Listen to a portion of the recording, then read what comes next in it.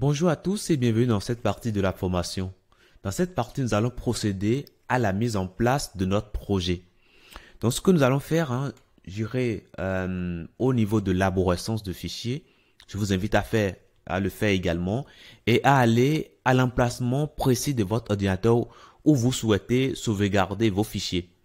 Moi, je me mets déjà au bon emplacement et je vais simplement créer un nouveau dossier. Donc, je vais créer un nouveau dossier que je vais nommer Gistor.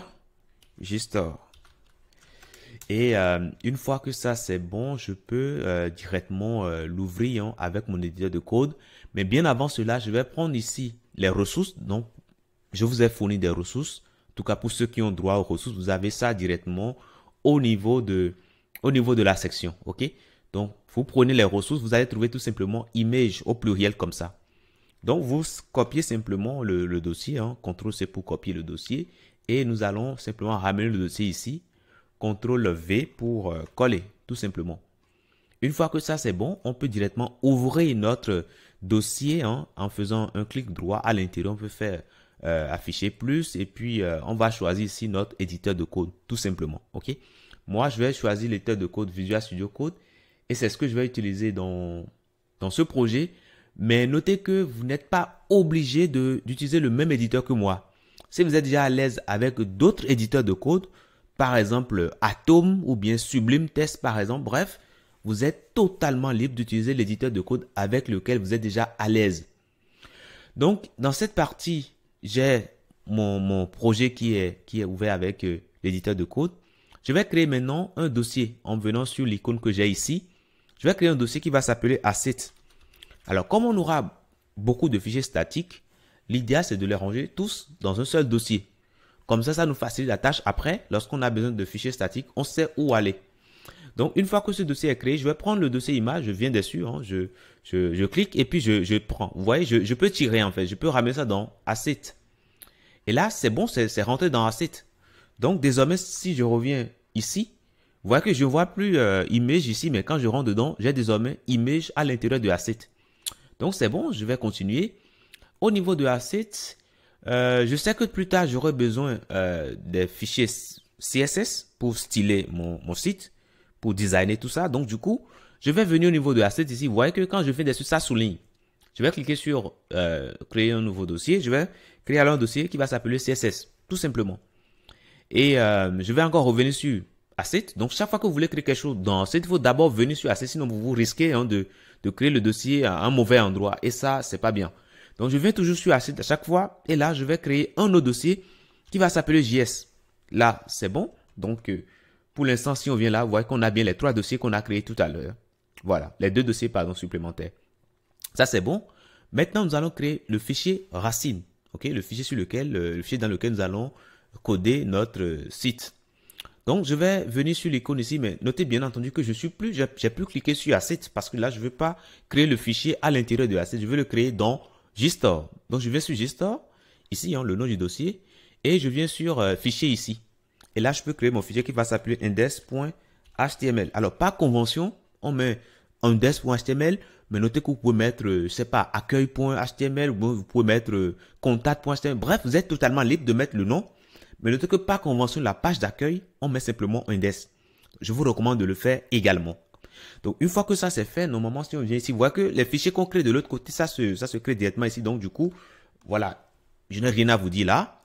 Maintenant, nous allons simplement générer la structure minimale de notre page. Et après ça, maintenant, nous allons ajouter le titre de la page. Donc, Gstor e-commerce template. Voilà, tout simplement Gstor e-commerce template. Voilà. Alors, une fois que ça, c'est bon, qu'est-ce que nous allons faire par la suite? Bon, nous allons faire la liaison avec la feuille de style que nous avons créée tout à l'heure. Mais avant d'aller à cela, je vais d'abord marquer une petite pause. Pour ceux qui ne sont pas sur l'éditeur que j'utilise actuellement, je suppose que vous êtes avec un autre éditeur, par exemple Atom, ou bien voilà, un éditeur qui ne vous génère pas automatiquement ceci. Ben, faites-le à la main, ok? Copiez pas à pas. Voilà, c'est le secret que je peux vous donner. Maintenant, si votre éditeur voilà, génère automatiquement, c'est également très bien.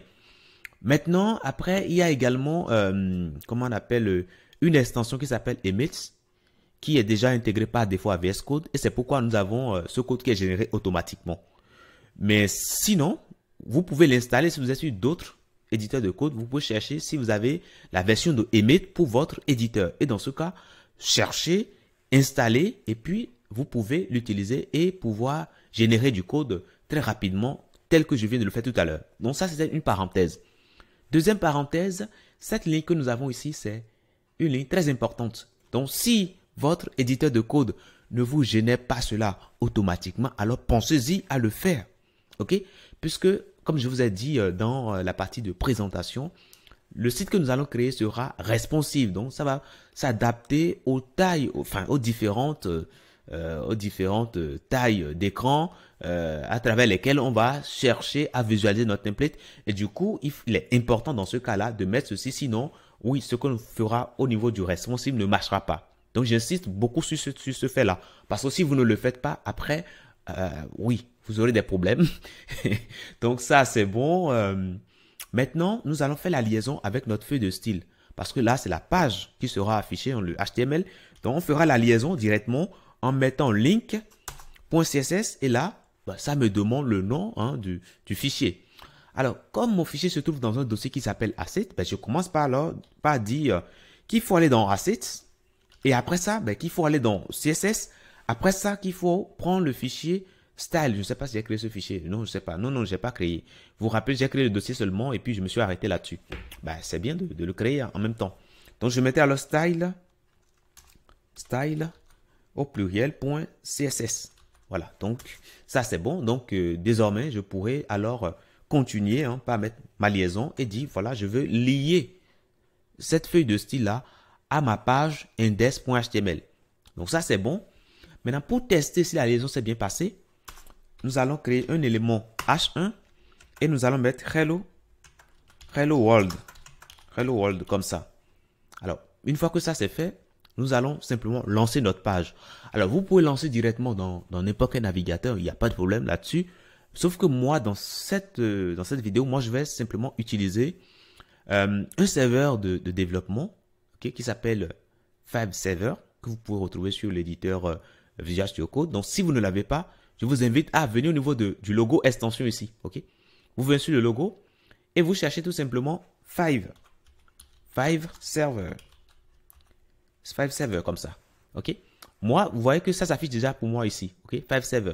Donc, quand je clique dessus, vous voyez que pour moi, c'est déjà activé. J'ai déjà installé et j'ai déjà activé. Et c'est la raison pour laquelle je ne vois plus. Non, ça a été désactivé, je crois. Mais je peux cliquer sur ici, activer. Ouais, et là, ça va l'activer. OK? Alors, dès que vous l'activez, vous devriez avoir en bas ici, vous devez voir ici, Go Live. OK? Go Live. Et donc, du coup, si vous ne voyez pas, ça dit qu'il faut recharger tout simplement votre éditeur. Et ça, vous pouvez le faire en venant ici et en venant sur... alors, attendez, je reviens ici. Je reviens au niveau des dossiers. Vous venez là et vous pouvez simplement actualiser l'explorateur. Bon, là, c'est l'explorateur, mais comme l'éditeur, enfin, c'est vraiment pour... comme l'extension, c'est pour tout l'éditeur, je vous recommande dans ce cas-là à relancer l'éditeur. Vous fermez et vous relancez. Le cas où vous n'avez pas Go Live ici. Mais si vous relancez, normalement, ça va s'afficher. OK? Voilà. Alors, une fois que ça s'affiche, vous pouvez maintenant cliquer sur Go Live. Et là, qu'est-ce qui va se passer? Ben, en gros, la page va s'afficher. OK? La page que nous venons de créer index là va se lancer sur un serveur de développement. Donc, je vais simplement copier ici l'adresse. Je vais copier ça tout simplement et j'irai l'ouvrir dans mon éditeur, pardon, dans mon navigateur, pardon. OK? Donc, je viens dans mon navigateur et je colle tout simplement et je patiente et voilà, je vois que ça me met bien Hello World. Donc, c'est parfait. Maintenant, il faut que je teste si la liaison avec la feuille de style s'est bien passée. Et ça, comment je peux le vérifier? Ben, j'ai simplement à ajouter une propriété sur H1. Donc, je peux mettre la couleur, par exemple, color, et je mettrai tout simplement, je mettrai blue, par exemple. OK, si je mets blue comme ça, et je reviens ici, normalement, ça doit changer de couleur. Si ça ne change pas de couleur chez vous, ça dit qu'il y a un problème au niveau de la liaison. Je vais vous inviter alors à revoir votre code. Mais si vous avez cet affichage que nous avons là, ça dit que là, vous êtes prêt pour commencer. Je vous dis merci et à tout de suite dans la prochaine.